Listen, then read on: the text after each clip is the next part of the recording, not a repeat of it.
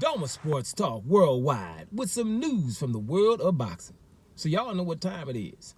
You ain't in a rush to get concussed, baby.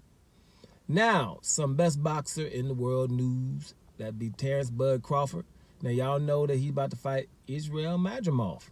Now, you know, that's going to be something. It's going to be hard to do.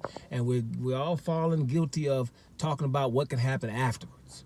You know, if you're going to go up to fight Canelo or Fundura, you know, Fundura has been ordered, which is good news, you know, from the WBO. He's got to fight Crawford next, right? Now, the thing about Fundura is it sounds cool now, but let's not forget Fundura was supposed to want Crawford in the first place. He was trying to take Spence. But Spence ain't going to be ready. Spence, you know, is having problems with his old trainer, Derek James. They're going to be suing each other and stuff like that. So Spence ain't going to be ready to fight.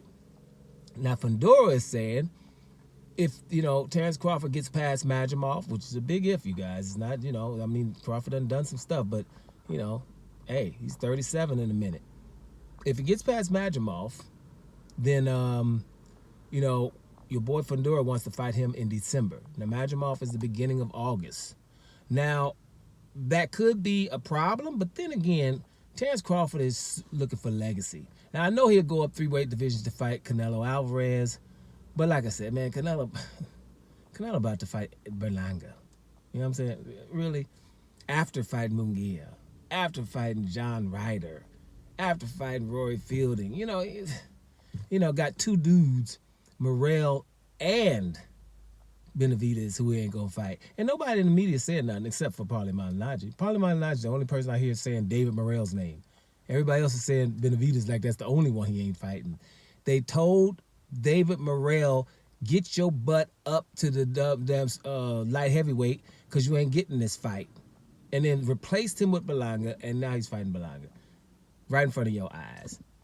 So at the end of the day, I ain't trying to hear nothing from him. But Terence Bud Crawford is, you know, I'm going to say this real straight up. He's a top 10 all-time great right now, as far as I'm concerned. Now, I've been watching for a while. I know that's just not easy to say because, you know, you got people way back that was fighting so often, the Sugar Ray Robinsons of the world, you know, stuff like that was fighting often. You know, just different eras in all sports. You got to imagine, you know, we talking about basketball players, the best basketball players right now, and they don't play no defense. You know, Jokic, best basketball player. He's not a good defender. Doncic, but call him the best basketball player. He's not a good defender. Giannis is a good defender. Why are we not calling him? He's a good defender and scores just as many points as these guys, right? But we call them, you know, so back in the day, most of the time when the best player in the league, if it's going to be Hakeem Olajuwon, good on both sides of the ball. If it's going to be Michael Jordan, good on both sides of the ball. See what I'm saying? Nowadays, it ain't no defense. So things change, right? So therefore, I can compare Terence Crawford. Terence Crawford is 2-division undisputed, right? Which can't many people say. We're saying that nowadays, a couple of them. But can't many people say that. But I'm trying to be 3. And I ain't down no little weights where 115 and then 118 is a different division, then 121, you know, every 3 pounds. No, real divisions, right? Real divisions. And y'all lucky he ain't 3 division already because he was the baddest one in lightweight before he left. He was the baddest one in lightweight. And I know he really kicks his stuff in the butt right now. Damn it, I should have been undisputed in lightweight before I left because there wasn't nobody there that was going to beat him then either. You see what I'm saying? But he went up to 140, became undisputed, went up to 147. And here's why I'm saying top 10.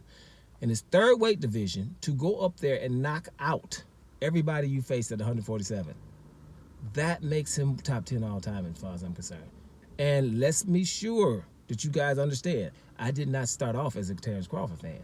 I'm telling you again, I was going for Gamboa. I was hoping Gamboa beat him.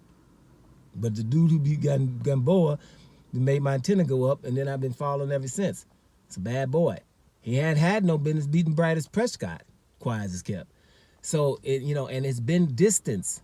And the dude's at the end of his career, and you're hard-pressed to find his close fight. You be talking about, man, shoot, Jose Benavidez now. You know, you got to stretch. You got to do some serious stretching to find his close fight. Man, Cavallica's had him hurt now. You know, you got to stretch.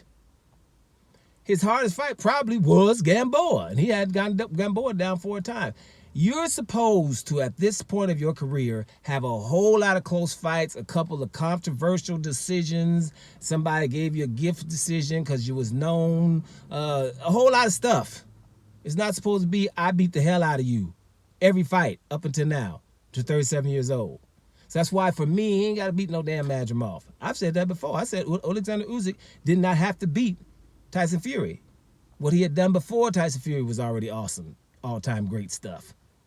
So what our problem is, we just trying to anoint other people that ain't even thinking about fighting the hardest guys. Terence Crawford is in his 4th weight division and punking them out. If it's Tim Chu, if it's Fedora, if it's Jamel Charlo, those are the baddest ones, and they ain't really in a rush. They supposed to be knocking at his door. Just like when he came to welterweight, everybody was talking about, hey, other side of the street. Man, you got to go side with PBC or else you ain't going to get nothing. If you don't side with PBC, you know, man, you can't do nothing. You on the other side of the street. And everybody on the other side of the street still fight each other, other ones and stuff, right? But not him, right? He done fought 2 guys, Felix Diaz and John Molina, that was on the other side of the street, but all the good ones was on the other side of the street, hiding behind the gate because they didn't open up the gate. You know what I'm saying? And there wasn't no such thing as sides of the street. And I done told you, when Canelo, Demetrius Andrade, Gennady Golovkin, and Jaime Munguia were all at the Zone, when Demetrius Andrade fight, right, they would not give him none of those fighters that's at the Zone. Not Canelo, not Gennady Golovkin, and not damn Jaime Munguia. They would start talking about Jamal Charlo on the other side of the street in broad daylight. So it wasn't no side of the streets. So he beat everybody on his side, didn't beat everybody on their side, and the ones that didn't get beat up just said, I ain't gonna never fight him. And because they all got knocked out in his 3rd weight division. Man, if y'all don't get out of here, top 10 all time right now. And whatever he does with Madrimov, it's just going to be some more cream on it and move him up a little bit higher than that. Doma Sports Talk Worldwide. And I'm about to here, y'all.